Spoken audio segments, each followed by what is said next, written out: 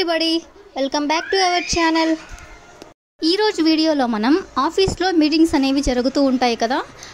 అలాంటి మీటింగ్స్ జరిగినప్పుడు మనం తడబడకుండా ఏ విధంగా మాట్లాడాలో ఈ వీడియోలో తెలుసుకుందాం.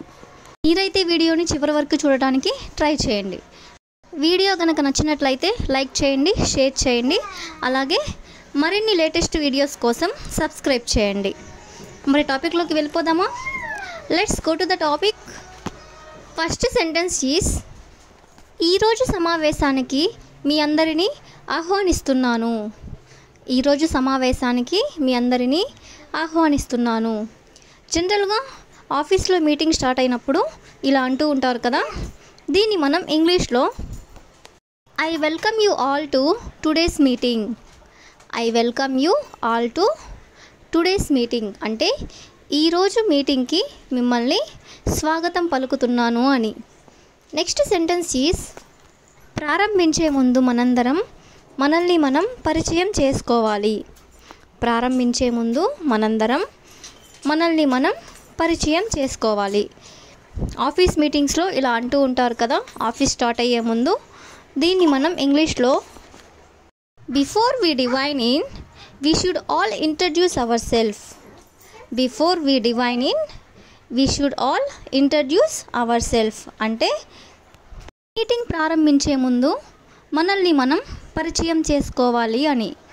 నెక్స్ట్ సెంటెన్స్ ఈస్, మీరు ఈ ప్రాజెక్ట్కి సంబంధించిన అప్డేట్స్ను మాకు అందించగలరా?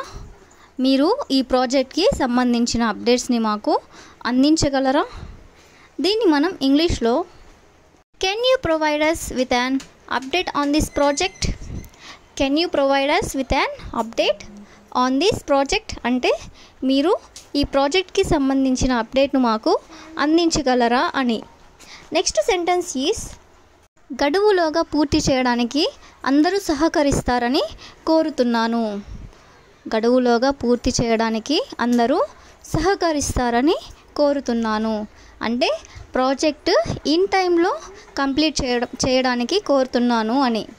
దీన్ని మనం ఇంగ్లీష్లో I request everyone's cooperation to meet the dead lines.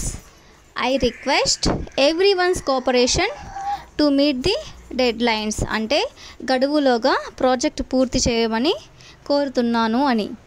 Next sentence is, నేను ఈ ఉద్యోగం కోసం దరఖాస్తు చేయాలా?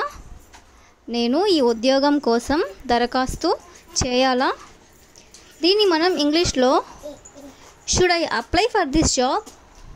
Should I apply for this job అంటే నేను ఈ ఉద్యోగం కోసం దరఖాస్తు చేయాలా అని.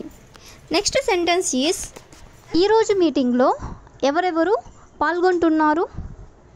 ఈరోజు మీటింగ్లో ఎవరెవరు పాల్గొంటున్నారు? దీన్ని మనం ఇంగ్లీష్లో who is participating in the today's meeting? Who is participating in the today's meeting అంటే ఈరోజు మీటింగ్లో ఎవరెవరు పాల్గొంటున్నారు అని. నెక్స్ట్ సెంటెన్స్ ఈస్, నేను ఈరోజు మీటింగ్లో పాల్గొనడం లేదు. నేను ఈరోజు మీటింగ్లో పాల్గొనడం లేదు.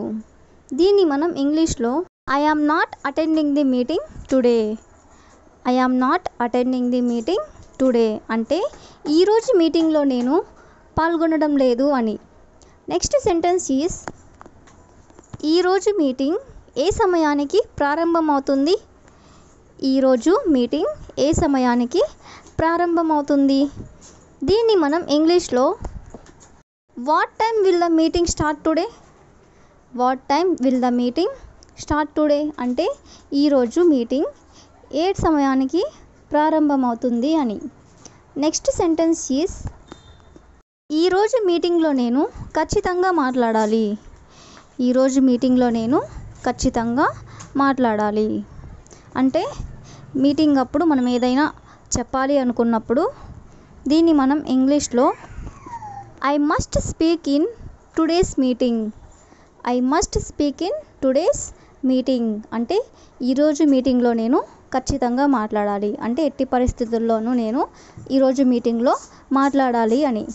నెక్స్ట్ సెంటెన్స్ ఈస్, సరైన సమయానికి మీటింగ్కి హాజరవ్వడానికి ప్రయత్నించండి.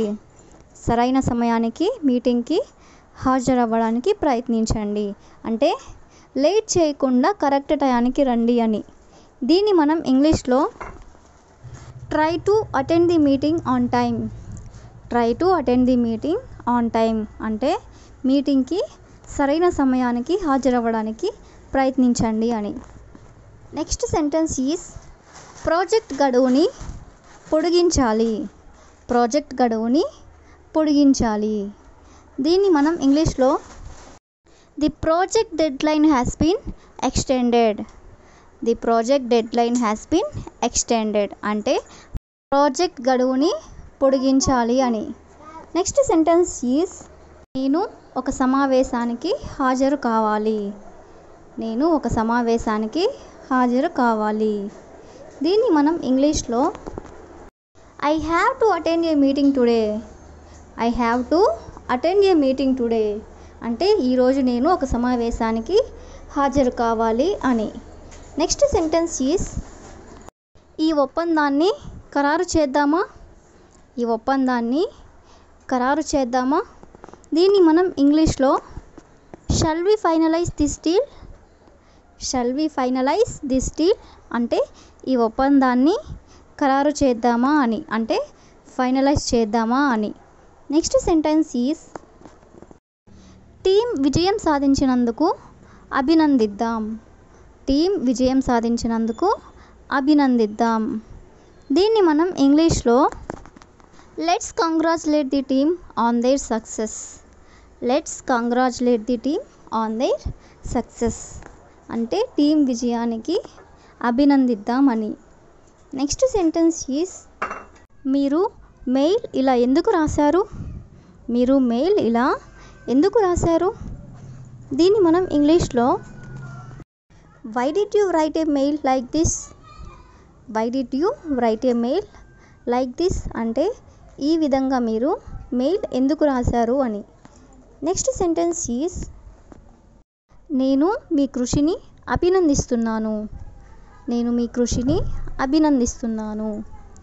ఎవరినైనా మనం అప్రిషియేట్ చేయాలనుకున్నప్పుడు దీన్ని మనం ఇంగ్లీష్లో ఏ విధంగా చెప్పాలంటే I appreciate your hard work.